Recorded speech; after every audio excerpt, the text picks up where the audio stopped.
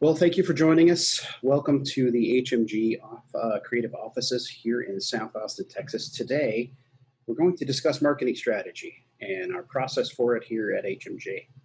Good afternoon. I am Sarah Hetrick. I'm the marketing manager here at HMG. I handle the execution and management of digital marketing strategies here at HMG, both internally and for our clients. Excellent. I'm John Paulson. I am the Senior Brand and Marketing Strategist here at HMG. I take customers through our brand story process and our marketing strategy process, which is what we're going to talk about today. Before we dive into content, I'd like to introduce Daniel. Daniel, are you out there still? I'm out here. There he is. Great. Daniel is our Creative Service Manager. He is our moderator today. He is monitoring our chat for us because we're already stressed out enough by doing this live. So therefore, Daniel is going to monitor chat for us. So if you have questions, feel free to post them in chat, and we'll get to them in the Q&A section. Sarah and I will address them in Q&A. There's a Q&A portion scheduled for the end. So, right. So, all right, let's get started. I got to change the, this is a casual event, folks. Okay, we're going to have fun. This is a casual event. Yeah, so feel free, post your questions up and we'll get to them. So if we mess up slides and keynotes and all this kind of stuff, just bear with us. The idea is that, we're talking about marketing strategy today. So get that content out of it. If Sarah or I have hair out of place or mics drop or things like that, just understand that it's about the content today. All right, folks? Okay. All right, so talking about content. Before you start marketing strategy, it's important to know that that really it's where story, you want to begin with story. And like everything we do here at HMG, you want to begin with story. Okay, so let's talk about story a little bit. Story is based in why. That's where it all begins. And let me define it for you a little bit. When you start with why, it builds customer loyalty and develops true brand advocacy. So how do you get to why? Many organizations, lucky organizations, have the ability to start with it. However, most organizations have to come back and revisit it. So how do you get there? Many times it's easier to start with what you deliver. All right, so let's talk about this slide, for example. At the top there, you can see a phrase that describes the primary business over the next 5 years. So let's use the example of making toothpaste. Okay, so what we deliver as an organization or an organization might deliver is toothpaste. All right, then we move into how you deliver it. And I don't mean logistically, I mean from a message standpoint. So in this example, the toothpaste is made with natural ingredients. You can see that in the parentheses there. All right, so we've got our product. We've got our features or our benefits of the product. Now, those features and benefits can be tangible things like made with natural ingredients, or if it's a service product, it could be the way your customer service is, or something about your brand maybe is your how. Okay, but the bottom line is getting to the why. And in this scenario, the why would be promote healthy living. So as you can see, we developed a product. Usually people look at it and they think, oh, you know what? I want to promote healthy living. How can I do that? I want to make products with natural ingredients. What's the most important product in the market right now that I need to make is toothpaste. So many organizations work in that way, but most organizations, they realize they're making toothpaste, but they don't know why they're making toothpaste. So again, however you need to move in that channel, figure out either if you're in the what section or the how or the why section, and move around in there. So the key is starting with your why, which is promote healthy living. Okay. So if you want to learn more about the brand story piece, and this is really finding your why is the brand story process that we have here at HMG. If you want to learn some more information about that, head over to our YouTube channel and watch our series on brand story. We talk about the basics of brand story, then we get into vision and mission statement, and then also guiding principles as well. Okay. All right. So how is story different from strategy? Okay.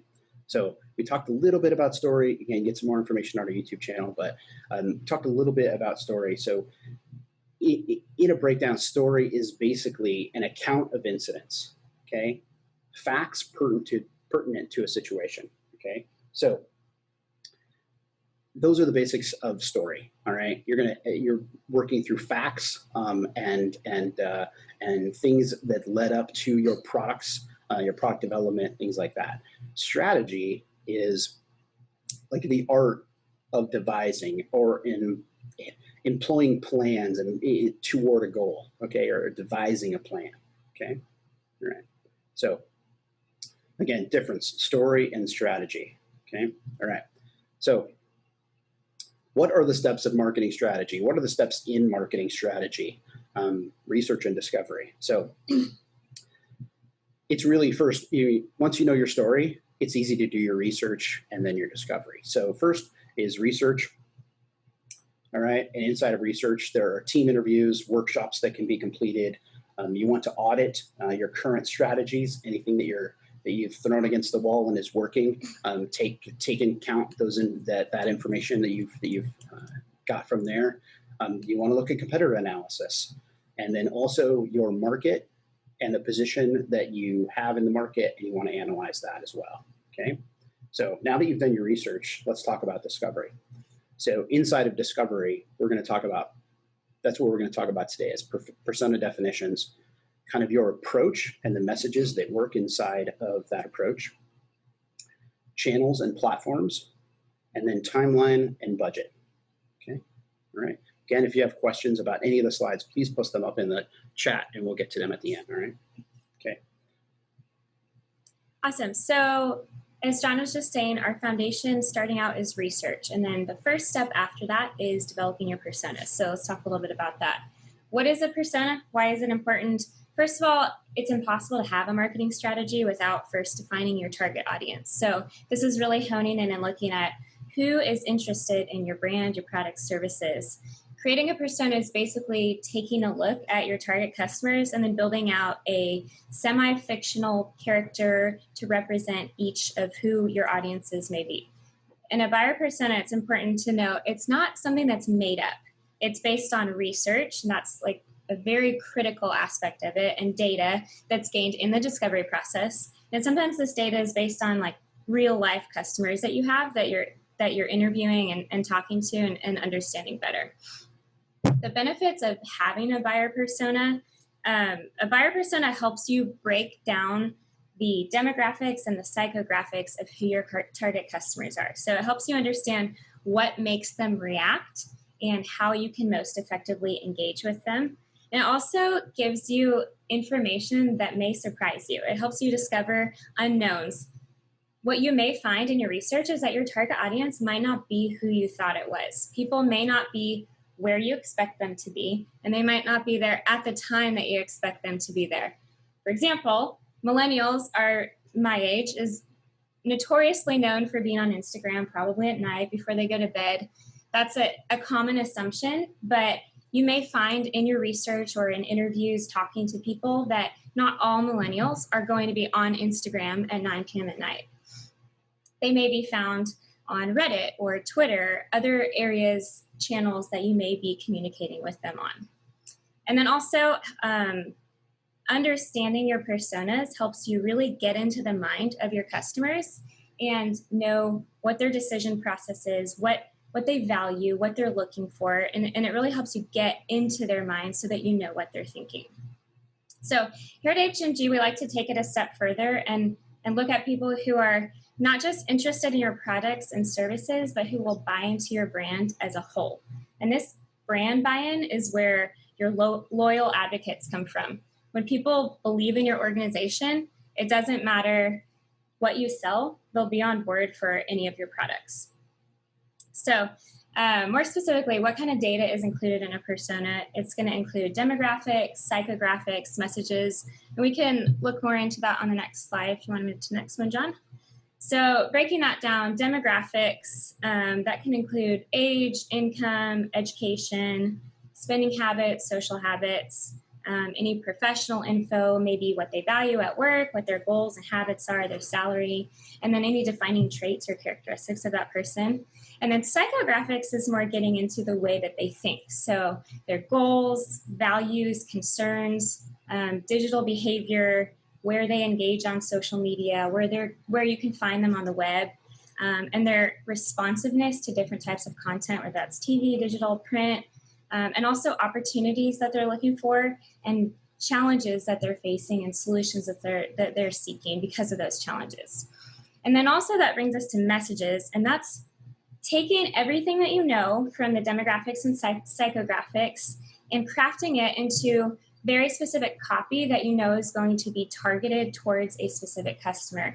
The message that will be most strategic in reaching that specific customer and getting them to effectively engage. Great, so let's talk about approach and proof. So once you have your definitions, your roadmap to your audience, I guess is the best way to describe that, right? Is to talk about what do you say to them, or what's your place in the market, right? So let's talk about niche a little bit. You must do one of three things when you bring a product to market. You must either create a niche, find your place in a current niche, or take over a niche. Okay, so let's get into each one of these a little bit. First, if you're offering a completely new offer, if your offering is completely new, okay, you're creating a new niche. So you want to make sure that your strategy has a clear position and talks to the audiences about why your niche is important. Okay, right? The second thing is find your place in a niche. So let's say you have a product that has a lot of competition. However, maybe you have some like a completely new feature and benefit for an existing product or service. You really have two choices inside of that. All right, you can either find your place in the niche, or you can redefine a competitor and take their place in the niche. Probably I'm a Gen Xer, so probably the biggest thing for me was when they did the Pepsi challenge, right? Pepsi was trying to redefine Coke as the number one. Yeah. And so what happened is that they were trying to redefine a competitor, right? And therefore trying to take their place, all right? Yeah. So whenever you see someone trying to do that, whether it's the chicken sandwich debate of last fall, who had the best chicken sandwich, Popeye's trying to redefine Chick-fil-A, there's that type of thing. Or, you can quietly find your place in the market. If you believe the market is big enough, then you just need to find your place. So there are three different options. Mostly these days, unless your product is just innovative and is not a market share, you're either going to find a place in the niche, you're going to find a place in the market, or you're going to try to redefine a competitor. Okay, all right. So now let's talk about difference. So now you're like, okay, great. I know that I need to find my place in the niche. How do I find my place in the niche? Well, you do it with difference, right? So what sets your brand apart from the competitors? Now, when you say brand, when we're talking about marketing strategy and we're talking about difference, this can be features and benefits of your product or features and benefits of your brand, okay? So most successful brands talk about their brand difference here. However, if you are in a really clogged market or you're redefining, you want to talk about your brand and maybe features and benefits as well, okay? All right. But if you're new to market, features and benefits can be there and folks can get to learn your brand after they learn about your product.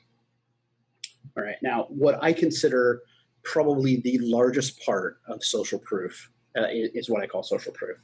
Okay, in 2020, actually in the last probably 3 to 5 years, this is a huge key in modern marketing strategies. So we've all been inside of Target or Walmart, or I don't know where else you buy a toaster, but you're buying a toaster, and you walk down the aisle, and I mean, I go sometimes and I'll pull the model number and I'll search the model number on Amazon and look at the reviews. I actually did this recently. Did you? I bought a toaster recently, yes. Okay, so Sarah, did you like search the model number? Did you search reviews while you were walking down the aisle? Oh, absolutely. Okay, so absolutely. Yeah, so you go down the aisle, right? And you're searching out proof for your decision. Yep. Right? That's exactly what I did. The days are gone of the idea of, hey, that's a white toaster and my kitchen is white, and therefore that'll match and it holds 2 slices of bread and that's all I need. I don't need one that holds 4 slices of bread, right? Gone are those days of creating the proof while you're there of visually and maybe even reading the box to see if it has the features that you want. No, you immediately go out, you might read the features, but the second phase is to pull out Amazon or some other review site, or maybe even a manufacturer. And in some cases, you might even, if you're at Walmart, you might even pull up Target and see if they have it and see what the price is, right? So you're looking for social proof. And so the key these days is to make sure that your social proof aligns with your brand difference. Okay. Now you can't control reviews, but you can control influencers. Maybe there's a huge toaster YouTube guy. Okay. You want to make sure that if that video is being watched in the aisle at Target, that he's talking about the features and benefits that are written on your box, right? Or that are outlaid inside of your product. That is what's creating social proof. Okay. And that is either done in content strategy, inside of channels, and platform. Okay, the biggest thing is you have to have perseverance. Okay, so this takes time, and again, perseverance to make sure that you're staying on point. So many times when your marketing team has said, "Well, we've been saying that same thing for the last 5 years," that's because it's your brand difference. That's because those messages are your brand difference. You stick with those messages because long term it creates social proof in the marketplace. Okay, all right. So let's talk a little bit now about content and message guide. So this kind of goes right along with what I was saying before, and I kind of got into it, and I usually do this, is speak into the next slide. It's just what I do. So let's say your vertical is toasters, right? Okay, and you have a toaster oven, and you have toasters, and you have, I don't even know another way to toast bread. But anyway, like whatever your verticals are. So if your verticals are commercial, maybe it's residential, maybe it's mobile toasting. Okay, you're into mobile toasting, whatever your verticals are, you have to make sure that your key phrases all link back to your content and create social proof inside of verticals. Okay, all right. All right, and then of course they're going to emphasize your brand difference, right? Or even your features and benefits. Emphasize your unique perspective and cite examples.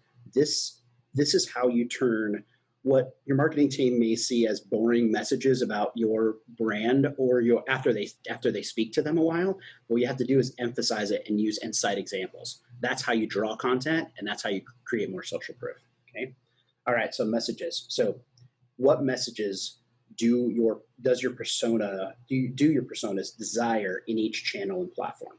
So this speaks to the work and research that's done inside of personas and how they react. So if you have toaster buyers, sorry, I'm using the toaster example, but if you have toaster buyers that are, maybe it's a family, maybe it's a single woman living on her own, maybe it's a guy living with his parents, or whatever it is, whatever your personas are, how are those messages built on your brand difference inside of what we call channels and platforms. Yeah, actually, let's talk for a second about the difference between channels and platforms. What we've noticed, a lot of people kind of get confused at what the difference is between the two. So just to dive in a little bit about what a channel is, what a platform is. So a channel we like to think about as a highway. It's getting a means of getting from point A to point B. And choosing the right channels is essentially identifying the best method of communication to reach your customers. So channels encompass your general marketing approach, and it's the strategy for where you plan to connect with your audience. Determining your channels should be based on the data that you've uncovered in your research while building your personas. Good question to ask while you're determining which channels is, what's the most effective place to communicate with my customers? Where can you find customers that they're most likely to react? So essentially think of channels as where you connect with customers. And some examples are email, search, content in general, social media, print, website, word of mouth. Those are all different areas where you can connect with customers. So each of your target customers is more likely to be found on some of these channels than others. And that just depends on their demographics, their behavior, their mindset. And the key is figuring out which of those channels you can find people on. Platforms, on the other hand, are tools rather than roads. So these tools equip you to implement communication strategies within your selected channels. Whereas channels are where you connect with customers. Platforms are how you connect with customers. And as tools that you'll rely on for communication, platforms are often brands like Facebook, Google, MailChimp. And these platforms tend to be built around community and can offer two-way communication. So what are some examples of platforms? A lot of them I'm sure you've heard of and are familiar with. Within the social media channel, some platforms, Facebook, Instagram, Twitter, LinkedIn. Within search as a channel, paid search or SEO, search engines like Google, Bing, Yahoo.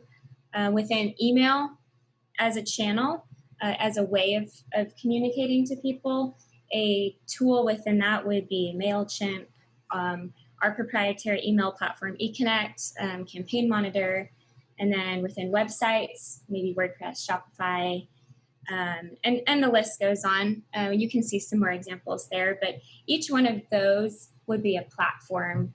For content specifically, if you're posting a blog, maybe it would be WordPress or Medium. If you're posting video, platforms, Vimeo, YouTube, the list goes on. So as John mentioned a little bit before, an important thing to note is that the messages that you'll communicate to your customers will be different depending on the platform that you're communicating with them in. So if you are speaking, even if you're speaking to the same person on Instagram versus LinkedIn, you may have a more professional tone on LinkedIn, and so the message will be a little bit different.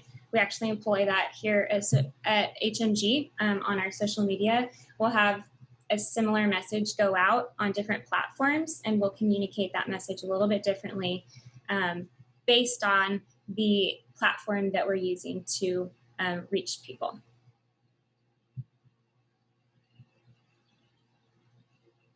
So then moving into timeline, that's basically your execution plan for all of your marketing and communication strategies. So it's your roadmap to the channels and the platforms that you'll be using. And it's broken down by channels and platforms. And then it includes the frequency of your posting or communicating. And that's broken down to monthly, weekly, daily marketing activities. And that also includes maybe one-offs or special occasions, one-time events. And then together with timeline will also be budget, which John will talk about. Great, excellent. All right, let's talk a little bit about budget. All right, great. So your budget breakdown should include the following things, all right?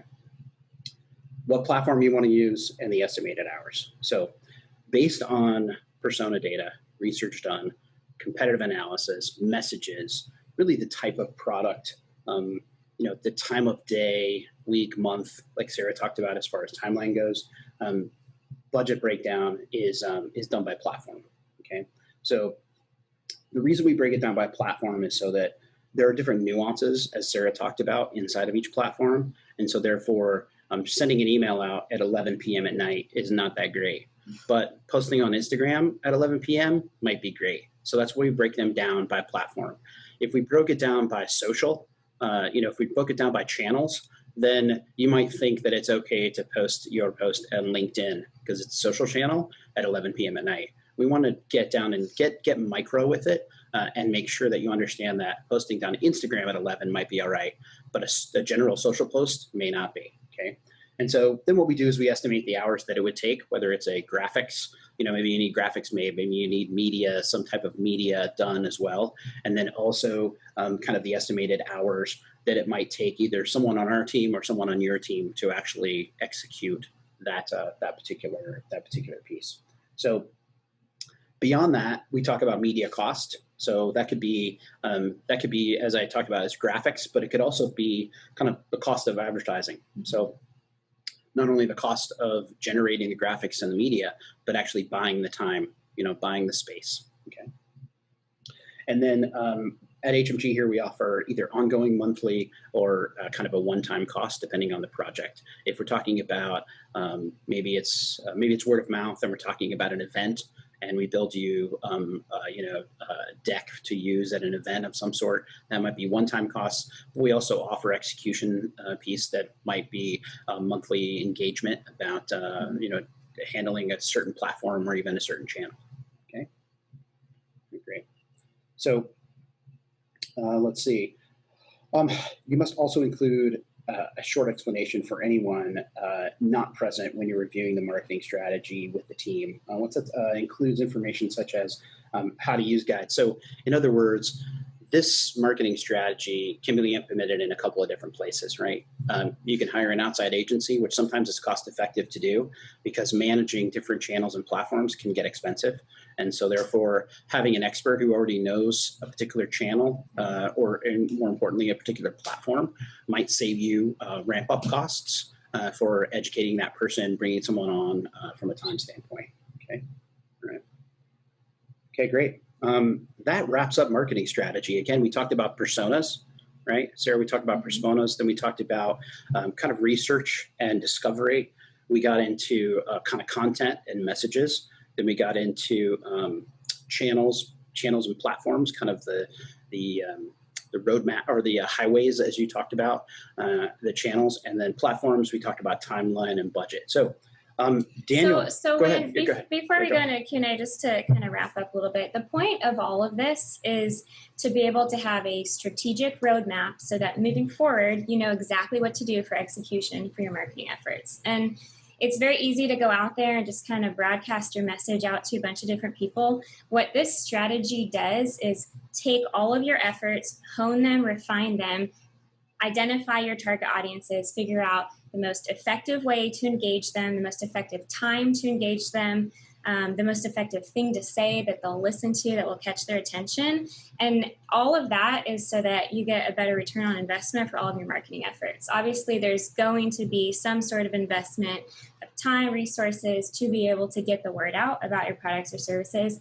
This kind of brings that all together, refines it, and helps you really see more value for the effort that you're putting in. So at the end, after when our team builds a marketing strategy, we take all these insights, we compile them into a booklet, and then we deliver that. So that booklet is very valuable if you decide to execute on it. It's not any good if you just like put it on a shelf somewhere and it starts collecting dust. From there, you have to really actually move forward and implement those digital strategies. And of course, it helps to have a team of people, whether that's internally or whether you do decide to outsource those services. But each one of those things, I know internally here at HMG, when I am working on our marketing efforts here, I need to know exactly where I'm going and what I need to be executing on. It's easy to kind of get lost in the shuffle. So having a marketing strategy for our efforts here, every single week, I know exactly okay, this is the campaign that we're running. This is the channel that we're working on. This is what needs to be built. This is the message that needs to go out and who and where it needs to go out. And all of that really helps keep us on track. That's why we call this a roadmap, because it helps know exactly where we're going moving forward. Great. Excellent. Hey, Daniel, still around? Are you there? Did we put you to sleep, Daniel? Oh, no, I'm here. All right, great. Did we have any questions in chat or any email questions come in? We don't have any in chat yet. Do have a kind of tertiary question that I think would be very helpful for people. So I'd like to weigh one in here. Yeah, go ahead. Thanks. So let's say that I am either in a marketing role at my company or maybe in some sort of marketing adjacent role. How do I prepare my team to walk through a marketing strategy? How do I sell that to my team as well? Yeah, I think the first part is to understand what we do inside of research. Is that we do some interviews, which are important, and a lot of agencies do interviews. They do questionnaires and things that's sent out, but the purpose behind the questionnaire is to get an individual's opinion. It's not to isolate or save time. It's to allow everyone to kind of have a voice when they're not in a workshop or a group. And so I think the key there is making sure that everyone who might be a voice for the organization has an opinion heard. And because a lot of times when you get into a workshop, whether it be a virtual workshop like we're doing these days or an internal workshop where you're all sitting in the same room, maybe someone's new and they don't feel like that they can speak up about their opinion about voice or about messages or about any piece of the marketing strategy. So it's important to understand that the interview process, the questionnaire process that we go through, and then the workshop that we go through kind of drags out some data that Sarah was talking about when it comes to personas, that we may hear some things that that you guys might have heard, but may have not listened to when it comes to an audience of some sort. So I think that that's the biggest takeaway is that everyone has a voice inside of the organization when it comes to marketing strategy. Because if you don't, I mean, it all kind of goes back to brand story, right? If culture, if guiding principles and things like that aren't laid out, and the culture is not driven that way, then we are all voices for our organization. Gone are the days of, you need to talk to the person in PR because I'm not allowed to talk about that. No, we are all voices for our organizations. And so it's important that everyone be involved. And so then I think that may help answer the question as far as how everyone's involved and how to get everybody motivated behind it, is that everyone will have a voice inside of strategy, inside of the interviews and workshops that we do on the front end. Yeah, absolutely. So just as a jump off from that question, this is more of a personal thing for me based on that question that was brought in. So you said it all kind of comes back to brand story. Do you feel like brand story is an important thing to do pre-marketing strategy? Or if you haven't done a brand story yet, you should make that a priority? Daniel, you know that if no one has done a brand story, I think they should do brand story. Brand story. I was talking to someone yesterday, and we talked about how I believe that business is about meaning, motivation, math, and many. Okay, and so much of our time, right? We spend a lifetime the lifetime of business talking about motivation, right? The return on investment, what moves the company forward. We buy a product for this and we sell it for this, or we develop a product and we sell it for this, right? That's the motivation, right? And then you've got math, where you're like, okay, it costs this much and we can sell it for this much, right? And then you've got many is where marketing comes in, right? Because then you're like, okay, we know we can make this much. How many times can we sell it, right? What's so crazy is that most businesses spend about 30 to 60 seconds on the meaning, right? What started it? Because in today's world, as a human being, you think about, okay, hey, I've got this great idea for a product. I've got this great idea for something. And it's like, okay, I've got this great idea for something, yet how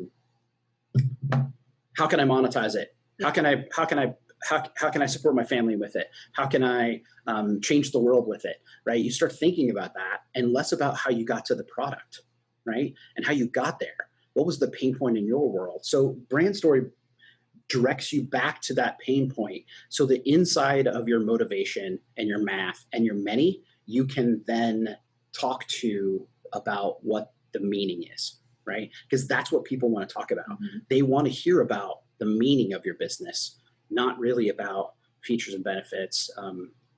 I mean, so many times people miss all those other three things, but great brands who talk about meaning, they can miss the math.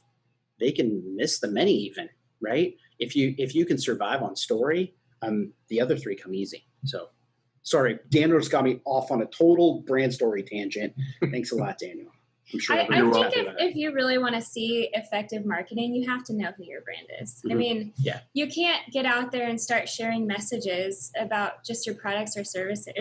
There's always going to be a competitor that has the same products and services that's going to outdo you. You really have to know who you are. That's where your brand difference comes in, your personality, understanding your total brand identity. And relating it back to that brand story, it's baked into every single aspect of your marketing strategy. Yeah, and if your marketing strategy isn't based on your story, it's based on your competitor's story, which means that all you're doing is talking about your competitor and how bad they are at something and how much better you are at something.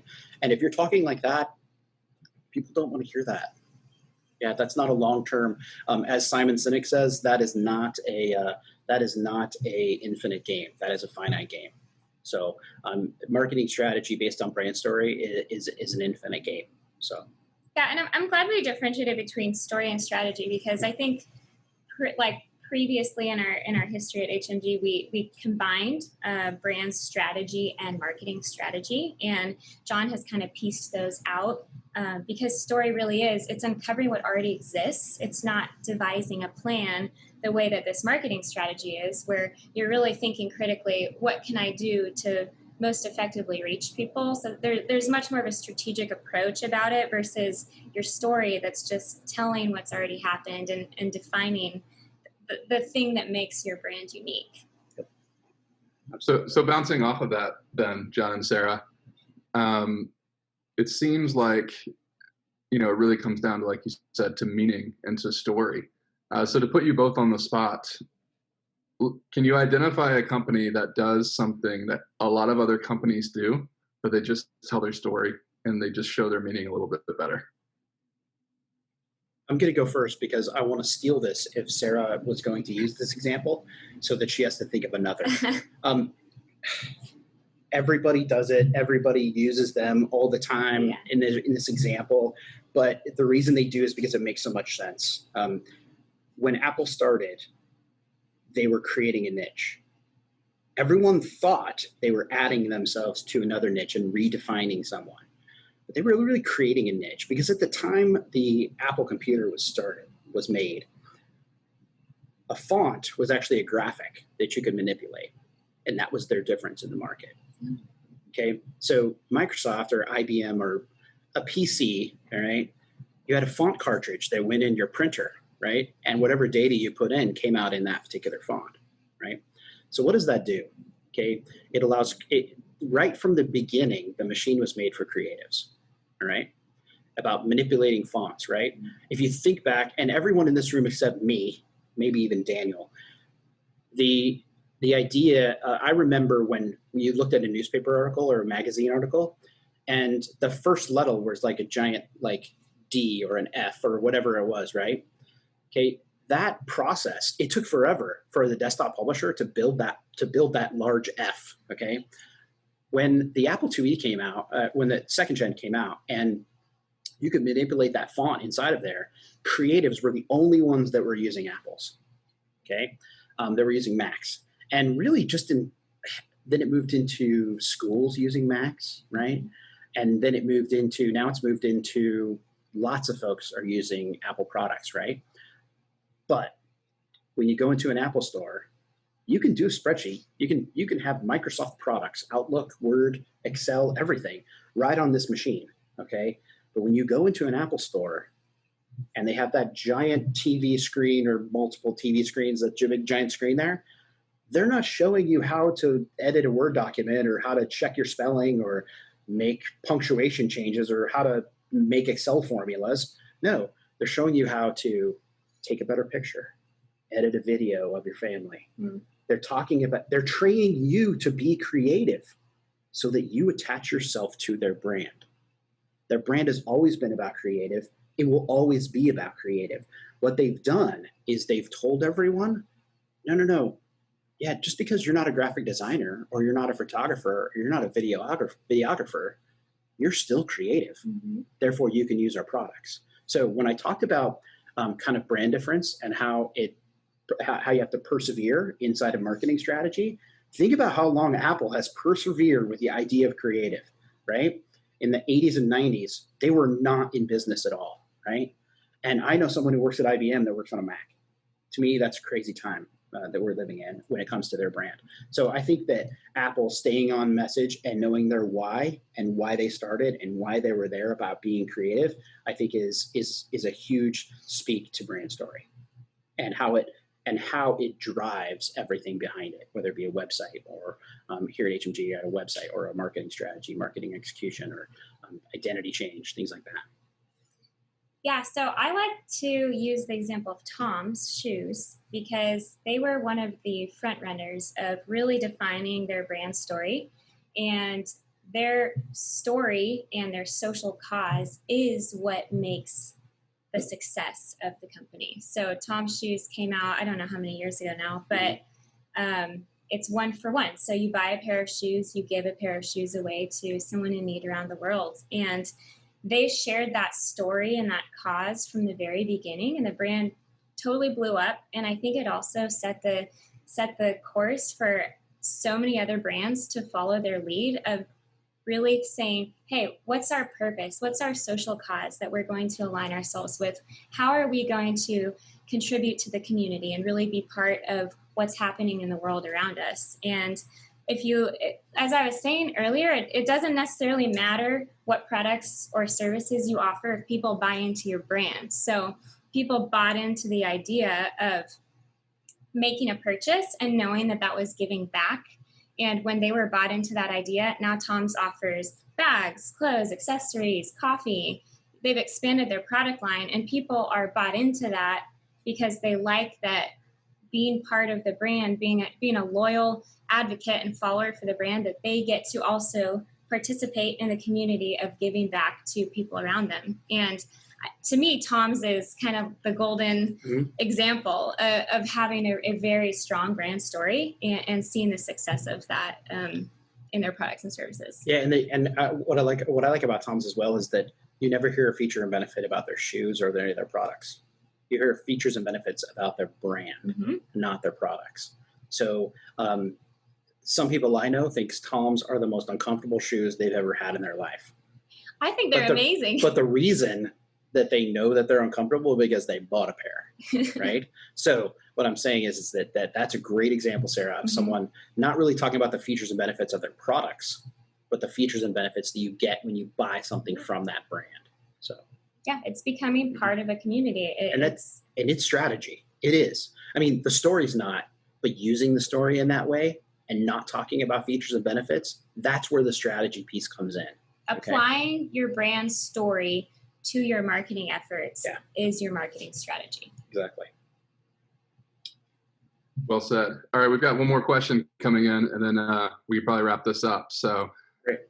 This is probably more for Sarah now that I'm looking at it. But, Sarah, you talked a lot about platforms and channels, and obviously we're talking about social media. Just knowing there's so many social media channels and so many ways to market yourself, Facebook, LinkedIn, Instagram, et cetera. How does a person or company in the midst of a marketing strategy not get caught up with trying to do too much across the board? I think we see that a lot, honestly. A lot of people try to do everything, and I always say it's better to have quality over quantity.